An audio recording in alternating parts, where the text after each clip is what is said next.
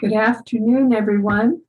My name is Nayaswami Padma, and I wanted to bring you a little excerpt for today for the noon broadcast of Yogananda's original teachings.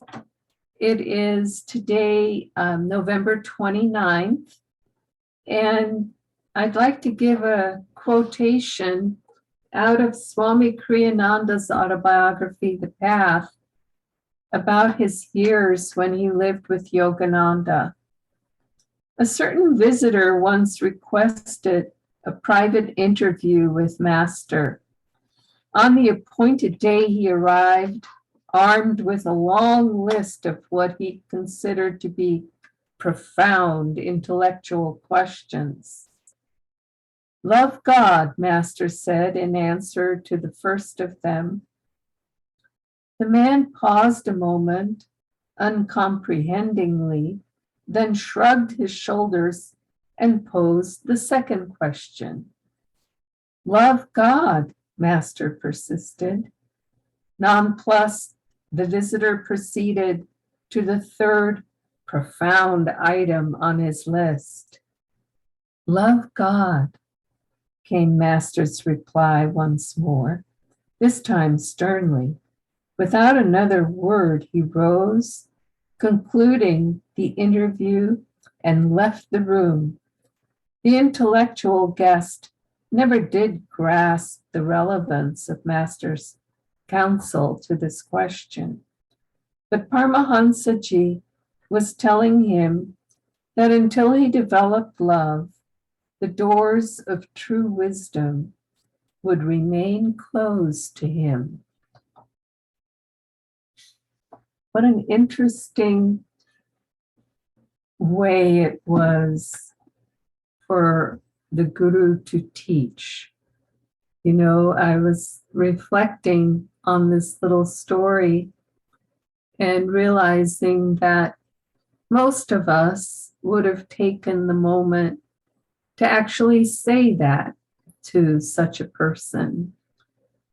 You know, you're not going to get it through just the mind until you learn to develop the love of the heart. Wisdom will elude you. And then we'd be lecturing that person, and they would shut down. They would not hear it, and it might take them even longer to come to an understanding of that principle. And so by offering just very simple responses, he was polite. He was certainly consistent, repeating "love God" several times. But nevertheless, he offered the essence, he offered the truth, and he didn't lecture this man. And nor would it have been helpful, because obviously he wasn't open to hear it. It's love that opens the heart. It's love that asks a question rather than demanding,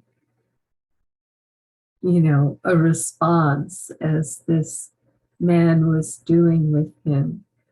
It's love that magnetizes the response that we receive in basically everything in our lives, even when it's not verbal. When we offer lovingly, even just a moment that's precious in our hearts, God hears us. When we offer lovingly to another person, even just a moment, preciously, anything, a flower, a leaf, a kind word, a smile, an act of consideration.